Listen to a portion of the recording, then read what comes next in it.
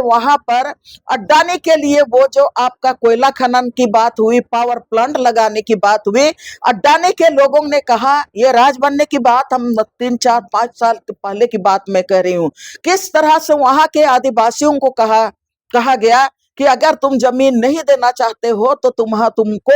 इसी जमीन पर जमींदोज कर देंगे। जाति और धर्म और राजनीति से ऊपर मिलके लड़े तो वो नेतरहाट का पूरा 245 गांव बचा, वहां का जल जंगल जमीन बचा है, हर जाति समुदाय बचा है, हर जाति समुदाय का धार्मिक स्थल बचा है। आप इधर 256 गांव कोयलकारो जन संगठन के नेतृत्व में जाति और धर्म और राजनीति से ऊपर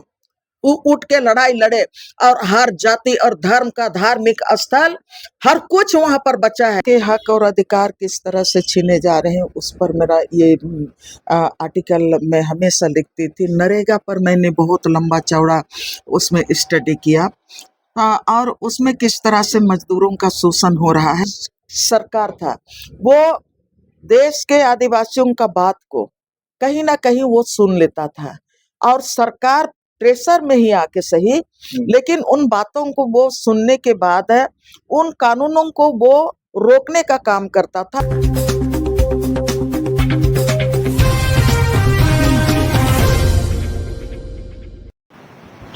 नमस्कार, जोहार। आप देख रहे हैं झारखंड स्वतंत्र खबर। अभी कहें कि 9 अगस्त आने वाला है,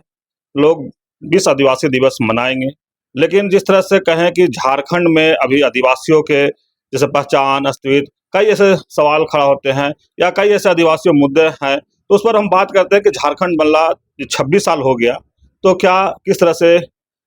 लोग देखते हैं। तो इसी चीज़ पर बातचीत करने के लिए हमारे साथ सामाजिक कार्यकर्ता आर्यन लेडी दैन बारला है और हम जानते हैं कि जिस तरह से लगातार इस जल जंगल जमीन बचाने के लिए लड़ते रहे हैं और कहें कि 32 बरस से ये जल जंगल जमीन बचाने के लड़ते रहे हैं, तो अभी का जो हालात है उसको कैसे देखते हैं या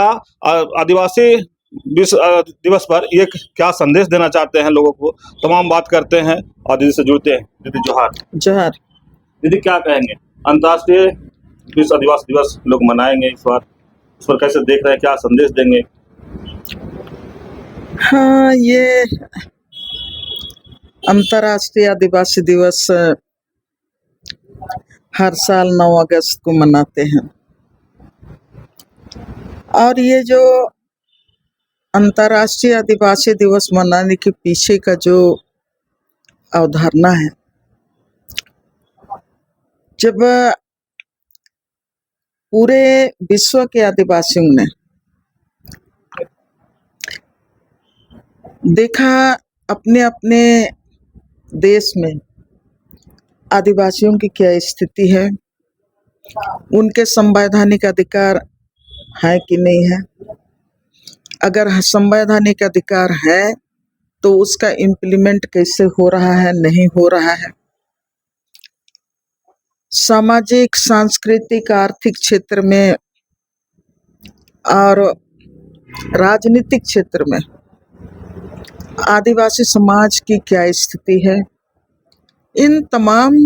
चिंताओं को देखते हुए लगातार पूरे विश्व के आदिवासी जिनेवा में वो बैठते थे और एक मंच में आके सब कोई हर देश के आदिवासियों की स्थिति के बारे में अपना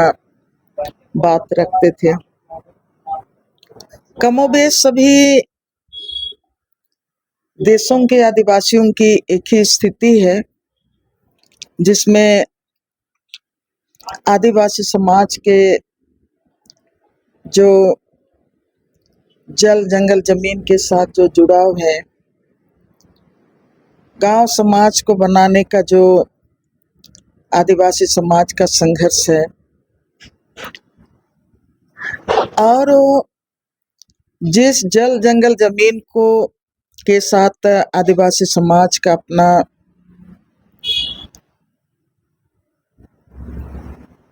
आध्यात्मिक, सांस्कृतिक, आर्थिक और सामाजिक के मूल्यों का जो ताना बाना है, वो समय के कालखंड में किस तरह से उससे आदिवासी समाज वंचित हो रहे हैं। आदिवासियों का जंगल जमीन किस तरह से उनके हाथ से छीना जा रहा है, किस तरह से उनका भाषा शैली, भाषा संस्कृति को कुचला जा रहा है, उनके मानव अधिकार के जो सवाल हैं वो किस तरह से हाशिए पे ढकेला जा रहा है, इन तमाम मुद्दों पर सबकी एक सहमति बनी और जिनेवा में जो बैठक हुआ था उसमें उन्होंने तय किया कि अब हम लोग पूरे विश्व के आदिवासी एक साथ आएंगे और आदिवासियों के हक और अधिकार के लिए हम लोग एक साथ संघर्ष करेंगे। भारत में जिस तरह से यहाँ के आदिवासियों का स्टेटस को भारत सरकार मानने से इनकार किया कि नहीं यहाँ पर आदिवासी नहीं है, तो उसको भी लेके मैंने पूरे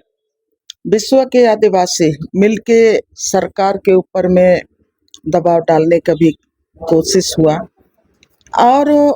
वो जो घोषणा पत्र तैयार किया, अंतर्राष्ट्रीय जो घोषणा पत्र है जिसमें बहुत सारे मुद्दे हैं और वो मुद्दे और वो जो अधिकार को जो चिन्हित किया गया है वो आपका कमोबेश झारखंड की बात करेंगे तो झारखंड में जो 5वीं अनुसूची में पेशा कानून के तहत जो तमाम अधिकार है, जंगल पर अधिकार, जमीन पर अधिकार, नदी पर अधिकार, या तो हम कहेंगे कि माइनर मिनरल्स पर अधिकार या तो माइनर फॉरेस्ट प्रोड्यूस पर जो अधिकार है, जो ग्राम सभा को अधिकार दिया गया है कि कोई भी जमीन अधिग्रहण के पहले ग्राम सभा की सहमति बहुत जरूरी है। ये तमाम मुद्दों को ही मतलब ये घोषणा पत्र में रखा गया और उसी आधार पर ये अपनी मांग रखी गई और जब अपनी मांग को प्रभावशाली तरीके से पूरे विश्व में आदिवासी समाज संघर्ष करे एकजुट होके, इसकी जब घोषणा हुई तभी ये आदिवासी दिवस मनाने के लिए कि हम लोग हर वर्ष उन्होंने जो दिन तय किया कि 9 तारीख को हम लोग 9 अगस्त को हम सभी देशों में हम लोग आदिवासी दिवस मनाएंगे, तो अंतर्राष्ट्रीय आदिवासी दिवस मनाना शुरू किया। मैं हमेशा इस बातों को मैं सोचते रहती हूँ, चाहे झारखंड के संदर्भ की बात करें या तो पूरे देश के संदर्भ की बात करें। आज पूरे विश्व में आदिवासियों का जो अपना हक और अधिकार है और जिस उद्देश्य से अंतर्राष्ट्रीय आदिवासी दिवस मनाने की जो घोषणा की गई थी और जिस हक और अधिकार के लिए जो मंच बना था, निश्चित रूप से उनका मूल्यांकन होना चाहिए, समीक्षा होना चाहिए कि आपका 1994-95 के बाद जब हम घोषणा करते हैं कि हम आदिवासी दिवस 9 तारीख को 9 अगस्त को मनाएंगे और हम संघर्ष करेंगे। आज पूरे वर्ल्ड की बात हम कहें तो कहीं भी कोई भी विश्व के कोई भी कोना में आदिवासी समाज का जंगल का अधिकार, जमीन का अधिकार, भाषा और संस्कृति का जो अधिकार, उनके साथ विकसित होने का जो अधिकार था, या तो गांव के लोगों को जो अधिकार दिया गया था, आप अपने जमीन की रक्षा आप करेंगे, अपने जंगल की रक्षा आप करेंगे और उसके लिए जब भी जमीन अधिग्रहण का सवाल होगा सरकार के द्वारा, कंपनियों के द्वारा, जो स्थानीय जो निकाय होंगे, ग्राम सभा होंगे, गाँव के का जो पारंपरिक गांव सभा होगा, उसके सहमति के बगैर आप जमीन नहीं अधिग्रहण कर सकते हैं। आज की तारीख में पूरे विश्व में इन तमाम अधिकारों को जहां पे जो भी सरकारें हैं उनको खारिज करते जा रहा है। तो ये निश्चित रूप से आदिवासियों के जो हक और अधिकार हैं जंगल जमीन पर, वो पूरी तरह से तार तार होते जा रहे हैं। हम भारत की बात करेंगे तो आज भारत में जहां पर हम लोग खड़े हैं, ये पूरे देश में कई आदिवासी सवालों को लेके कई देशों में आदिवासी संगठनों के द्वारा जब बुलाया गया तब आदिवासी संघर्ष को, आदिवासियों के जो जल जंगल जमीन के संघर्ष को जब में साझा करने के लिए, जब भी आपका कहीं पर भी मतलब बुलाहट हुआ, मैं करीब करीब 12 देशों में गई और सब जगह में देखी, चाहे आप अमेरिका के आदिवासियों की बात करें, अमेरिका में तो आदिवासी पूरी तरह से खत्म हो ही गए हैं। जिस तरह से आपका अंग्रेज गवर्नमेंट वहाँ अपना राज्य जब साम्राज्य स्थापित किया, तब वहाँ आदिवासी समाज ने जो डिमांड किया था कि हमको स्वशासन का अधिकार दिया जाए, तो वो स्वशासन का अधिकार के नाम पर उनके साथ जो आपका अमेरिकी ब्रिटिश के साथ है, वहाँ के जो नेटिव अमेरिकन है, उनका जो ये समझौता हुआ, उसके तहत में ये हुआ कि आप हमको एक सर्टेन जगह आप हमको दीजिए और वो सर्टेन जगह में हम समाज को अपनी तरह से चलाएंगे, गांव को अपनी तरह से चलाएंगे, जंगल को अपनी तरह से चलाएंगे। मैं पहली बार जब अमेरिका गई थी, मुझको वहाँ मैंने भारत के जो युवा हैं वहाँ ट्रेनिंग के लिए, मैंने इंजीनियरिंग के लिए गए या तो वहाँ पर नौकरी कर रहे हैं, तो वो लोग भारत को देखना चाहते थे। लगातार मेरे लेखों में मैं जब प्रभात खबर के लिए रिपोर्टिंग करती थी, गांव का जो मेरा रिपोर्टिंग आता था तो वो लूट का हमेशा से हम उसी पर ज़्यादा मेरा फोकस होता था। आदिवासी समाज का जंगल का लूट पर फोकस होता था, उनके रोजगार का लूट पर मेरा आर्टिकल होता था, महिलाओं के शोषण पर, युवाओं के हक और अधिकार किस तरह से छीने जा रहे हैं उस पर मेरा ये आर्टिकल मैं हमेशा लिखती थी। नरेगा पर मैंने बहुत लंबा चौड़ा उसमें स्टडी किया और उसमें किस तरह से मजदूरों का शोषण हो रहा है, इन तमाम चीज़ों को देखते हुए वहाँ का जो संगठन था आपका एड इंडिया, उन्होंने हमारे पास 3 चिट्ठियाँ लिखी और बोले कि हम लोग तो सोचते थे कि देश आज़ाद होने के बाद भारत के ग्रामीण क्षेत्र का इतिहास बदलेगा, वहाँ का फिजा बदलेगा और विकास के का जो हम लोग जिस जिंदगी को देखते हैं नज़दीक से, शहरी जिंदगी को, हम लोगों को लगता था गांव की जिंदगी भी उसी तरह से जी रही है, ऐसा हम लोगों को लगता था। लेकिन आपका आर्टिकल को देखते हैं तब हम लोगों को लगता है कि वो भारत का ग्रामीण भारत बिल्कुल अलग है। आपको हम लोग बहुत नज़दीक से आपको सुनना चाहते हैं। 3 चिट्ठियाँ आई, 2 चिट्ठियों को मैंने इग्नोर किया और बार जब तीसरा चिट्ठी आया तो उस समय वर्तमान संपादक थे प्रभात खबर के श्री हरिवंश जी, तो उनको मैं चिट्ठी दिखाई तो उन्होंने कहा कि एकदम अवसर है, तुमको जाना चाहिए, बाहर के आदिवासी किस तरह से रख रहे हैं, किस तरह से वहाँ की जिंदगी है, तुमको देखना चाहिए, समझना चाहिए, तो जाना चाहिए। तब मैंने यही पर से ठान ली थी कि मैं नेटिव अमेरिकनों के बारे में मैं सुनी हूँ और फैसलदार लोग हमेशा जब भाषण देते थे तो बोलते थे कि झारखंड के आदिवासियों को अमेरिका का रेड इंडियन की तरह जिंदगी उनको मैंने उनका जिंदगी को बनाना चाहते हैं, जो आज की तारीख में उनका अस्तित्व पूरी तरह से खत्म हो गया है, लेकिन आज उनका इतिहास म्यूजियम में जिंदा है, तमाम चीज़ें आज उनकी पहचान म्यूजियम में जिंदा है। तो मेरा घर दिमाग भी बैठ गया था। तो मैं साथियों को मैंने जाने के पहले ही मैं बोली कि मैं जाऊंगी, लेकिन आपको एक काम करना पड़ेगा कि हमको जो यहाँ के रेड इंडियन है उनके यहाँ पर आपको ले जाना पड़ेगा।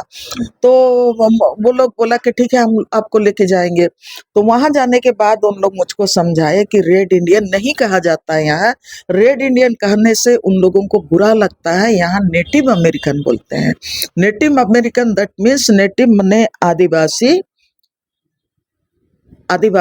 मने वहाँ के मूल बसिंदे, नेटिव। हाँ,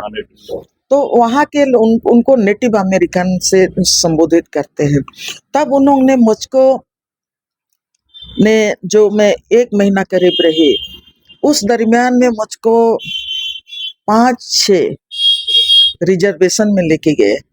मैं स्वशासन की बात हम लोग तो यहाँ पर उस समय आप देखिए 96 में जब आदिवासी स्वशासन की बात हुई यहाँ पर 1996 में जब यहाँ पर पेशा कानून को मतलब लागू किया गया, मैंने उसका कानून पास किया गया पेशा कानून का, तब हम लोग यहाँ पर नारा लगाते थे स्वर्गीय बीडी शर्मा, स्वर्गीय आपका बंदे उरांव हुआ, या तो और जितने भी पीएनएस सोरेन हुए, या तो और भी जितने भी मतलब आदिवासी स्वशासन का लड़ाई लड़ने वाले आदिवासी समाज के जितने भी नेता कहेंगे या तो ने अगुआ कहेंगे, उन लोग के साथ हम लोग भी नारा लगाते स्वशासन एक बड़ा अधिकार हम लोगों को मिला है। ये हम लोग सीना तान के कहते थे कि आदिवासियों को स्वशासन का अधिकार मिला। लेकिन जब मैं वहां पर गई रिजर्वेशन में जब देखी, तब आपका गाड़ी का एक चक्का, आप जा रहे हैं तो गाड़ी का एक के पिछला चक्का आपका होगा अमेरिकी शासन के राज्य में, देश में,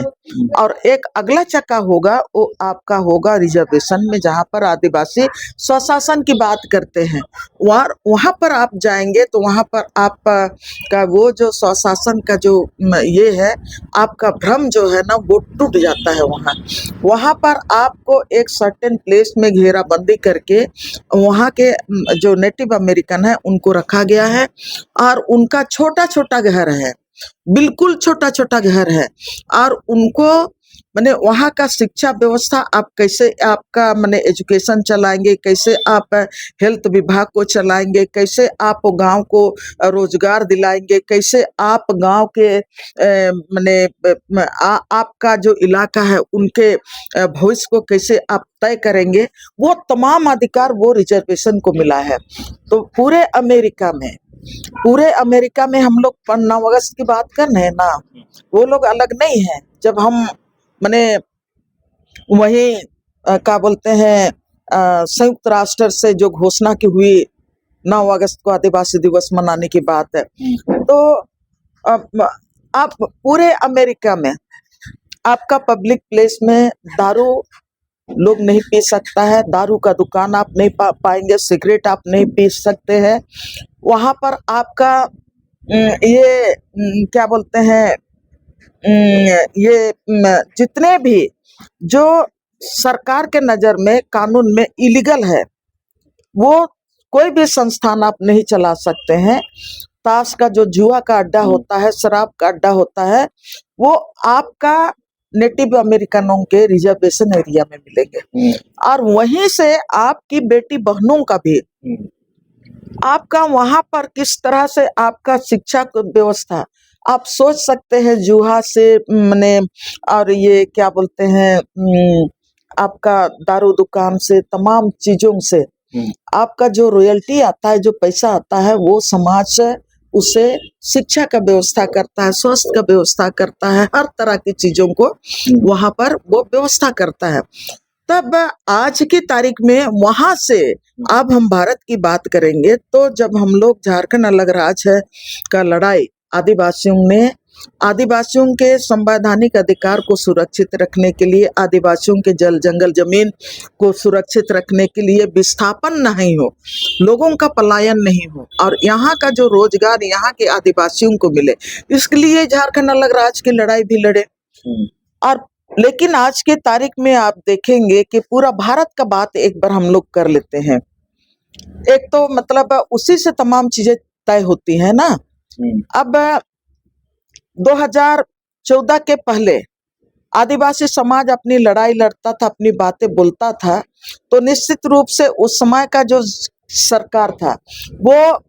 देश के आदिवासियों का बात को कहीं ना कहीं वो सुन लेता था, और सरकार प्रेशर में ही आके सही, लेकिन उन बातों को वो सुनने के बाद उन कानूनों को वो रोकने का काम करता था। मैं उदाहरण के लिए कहना चाहूंगी, जब यहाँ पर हम लोग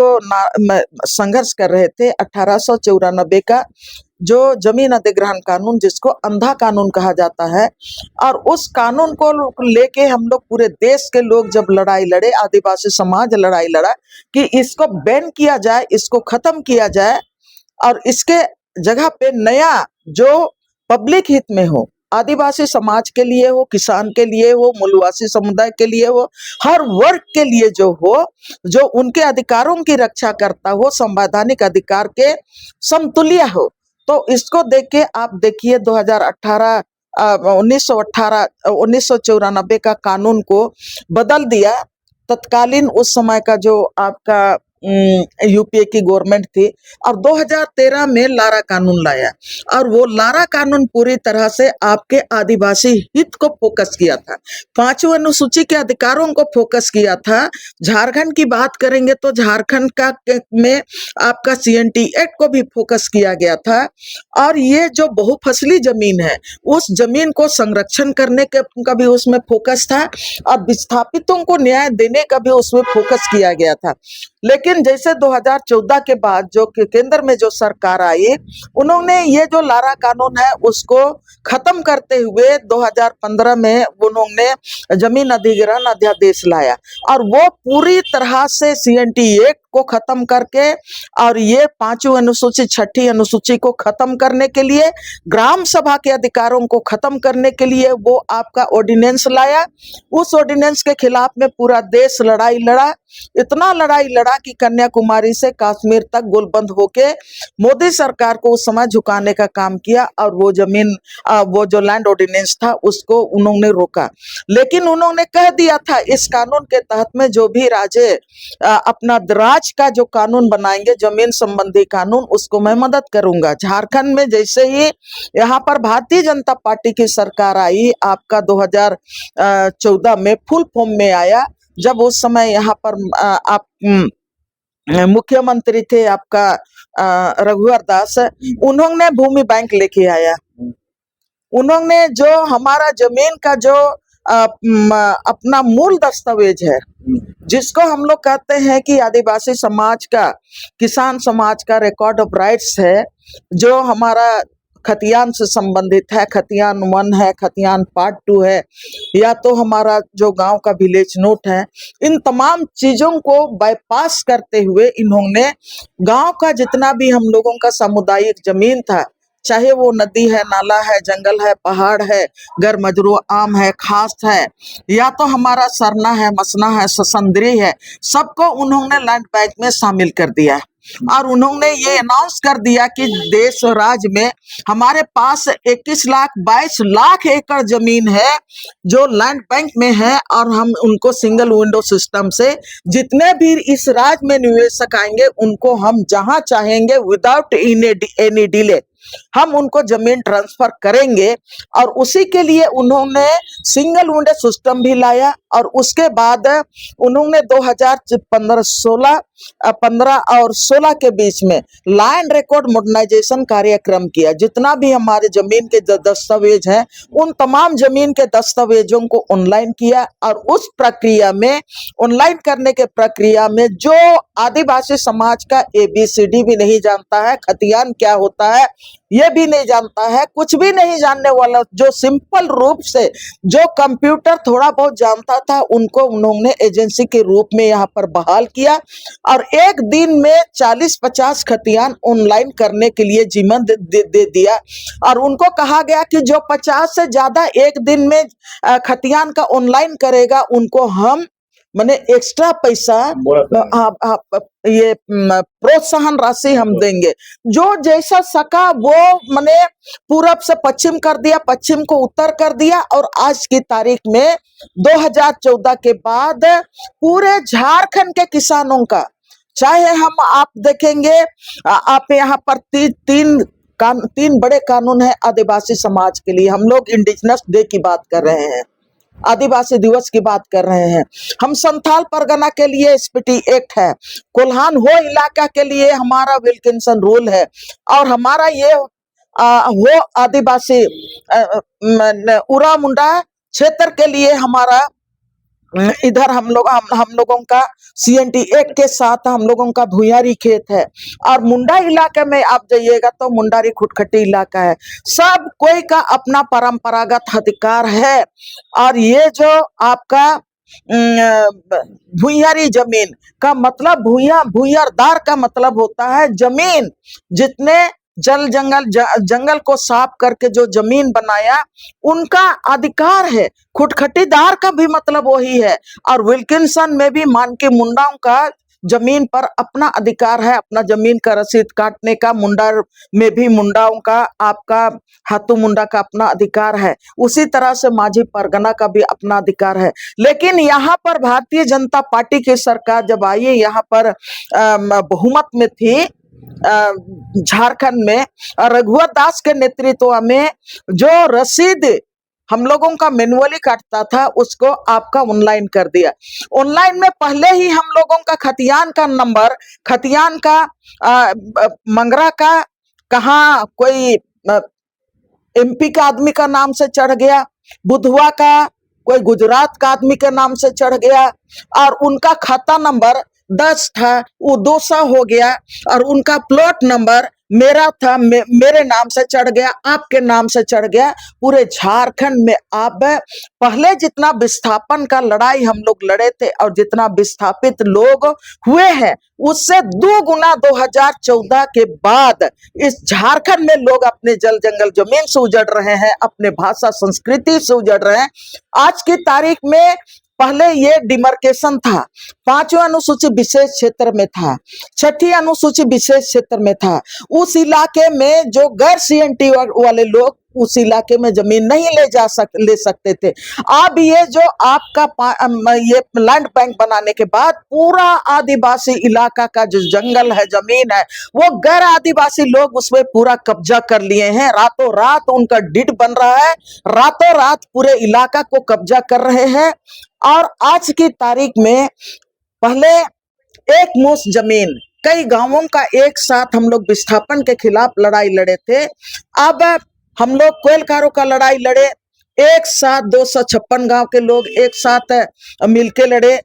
नेतरहाट का लड़ाई 245 गांव के लोग जाति और धर्म और राजनीति से ऊपर मिलके लड़े। तो वो नेतरहाट का पूरा 245 गांव बचा, वहां का जल जंगल जमीन बचा है, हर जाति समुदाय बचा है, हर जाति समुदाय का धार्मिक स्थल बचा है। आप इधर 256 गांव कोयलकारो जनसंगठन के नेतृत्व में जाति और धर्म और राजनीति से ऊपर उठ के लड़ाई लड़े, और हर जाति और धर्म का धार्मिक स्थल, हर कुछ वहां पर बचा है। आज की तारीख में ये जो लैंड बैंक किस्त में, जहां पर भी लैंड बैंक के नाम पर जो जमीन वहां पर आइडेंटिफाई कर दिया है रघुवर दास, आज की तारीख में वो पूरी तरह से उस पर दूसरे लोग कब्जा कर रहे हैं। तब ऐसे परिस्थिति में आज पूरे देश की बात करेंगे तो किस तरह से आज आप उड़ीसा में किस तरह से लोगों का जमीन, आदिवासियों का जमीन, किसानों का जमीन किस तरह से कंपनियां लूट रही हैं, और किस तरह से आदिवासी समाज या तो वहां का जो जनसंगठन है वो पानी में आपका मैंने मचान बना के सत्याग्रह कर रहा है। कोई पानी में 2 दिन तक सुतल है, लेकिन केंद्र की सरकार जो मानवाधिकार रक्षा की बात करती है, उनके कान में जू भी नहीं रेंग रहा है। सबको जानते हैं छत्तीसगढ़ में हसदेव क्या हो रहा है। हसदेव के इलाका में वो तो मात्र हसदेव इसलिए नामी हो गया है कि वहां पर आपका अड्डानी का कैठो कोयला कंपनी वहां पर ग्राम सभा के सहमति के बिना वहां पर लूटा जा रहा है। हसदेव को लेके लोग इतने सालों से, 4-5 सालों से लड़ रहे हैं। हर तरह की लड़ाई मतलब स्त्री पुरुष सब कोई मिलकर लड़ाई लड़ रहे हैं, लेकिन हसदेव को रोकने का काम केंद्र सरकार नहीं कर रही है। दूसरे तरफ आप चले जाइए, आप झारखंड के गोड्डा में चले जाइए। गोड्डा इलाका में जिस तरह से वहां पर अड्डानी के लिए वो जो आपका कोयला खनन की बात हुई, पावर प्लांट लगाने की बात हुई, अड्डानी के लोगों ने कहा, ये राज बनने की बात हम 3-4-5 साल पहले की बात मैं कह रही हूँ, किस तरह से वहां के आदिवासियों को कहा गया कि अगर तुम जमीन नहीं देना चाहते हो तो तुमको इसी जमीन पर जमींदोज कर देंगे। आज हम पूरे वर्ल्ड में जब आदिवासी दिवस मनाने जा रहे हैं, तब देख लीजिए अंडमान निकोबार में क्या हो रहा है। अंडमान निकोबार में आपका 10 लाख हेक्टेयर आपका जमीन, वहां पर कई बंदरगाह के लिए, कई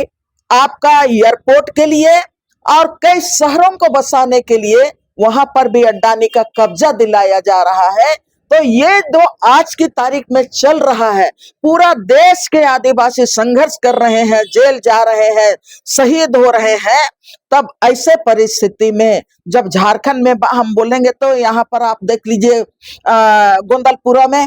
यहाँ पर एनटीपीसी को लेके लगातार एनटीपीसी के खिलाफ में गोंदलपुरा के किसान वहां पर धरना में बैठे हैं। मैं आदिवासी का केवल बात नहीं कर रही हूँ। एनटीपीसी ने आपका जितना भी कोयला खदाने कंपनियां हैं, कोयला कंपनियों के हाथ में 60,000 से ज्यादा जंगल और जमीन उनके कब्जे में है। आज की तारीख में हम पर्यावरण की बात करते हैं, आज की तारीख में हम कहते हैं कि हमारा देश आगे बढ़ने जा रहा है, लेकिन उन विस्थापितों का मैंने कोई भी आपका सुध लेने वाला नहीं है। और आज की तारीख में अब नए नए चीज अब पूरे भारत में आपका ग्लोबल लूट चल रहा है, और ग्लोबल लूट वो चल रहा है आपका डिजिटलाइजेशन के नाम पर चल रहा है। अब वन नेशन वन लॉ के नाम पर आप अपना जमीन का लूट चल रहा है। अब one nation one land record बना के अब अपने केंद्र सरकार पूरे देश के आदिवासियों के हाथ से जमीन लूट रही है। ये जो 2021 में, 2020 और 2021 में स्वामित्व योजना लाया गया, वो स्वामित्व योजना किन के लिए लाया गया? सिर्फ देश के आदिवासियों के हाथ से, किसानों के हाथ से, मूलवासियों के हाथ से जमीन लूटने के लिए वो स्वामित्व योजना लाया गया। मैं और भी याद दिला देती हूँ कि जिस तरह से आपका सड़क बेच दिया, जिस तरह से रेल बेच दिया, एयरपोर्ट बेच दिया, जिस तरह से बंदरगाह बेच दिया, जिस तरह से रेल पटरियां बेची गई, बाद में उसको और आगे बढ़ाने के लिए देश में आदिवासी इलाका में बहुत सारा जमीन है जो आदिवासी गांवों का है, सामुदायिक संपत्ति है आदिवासियों का, मूलवासियों का, उस पर हाथ डालने के लिए अब उन्होंने उसको लैंड मोनेटाइजेशन कॉर्पोरेशन एक एजेंसी बनाया, और उसके तहत वो जो जमीन है ना, आजकल खूब चल रहा है झारखंड में भी, आपके आंगन के में जो आपका जमीन है ना, प्रति जमीन है, घर का तो आप ये देंगे ही, टैक्स देंगे, लेकिन आंगन में कितना जमीन है उसका टैक्स वही मोनेटाइजेशन कॉर्पोरेशन तय करेगा। और अब तो यहाँ पर उसको नगर निगम के हवाले किया गया है।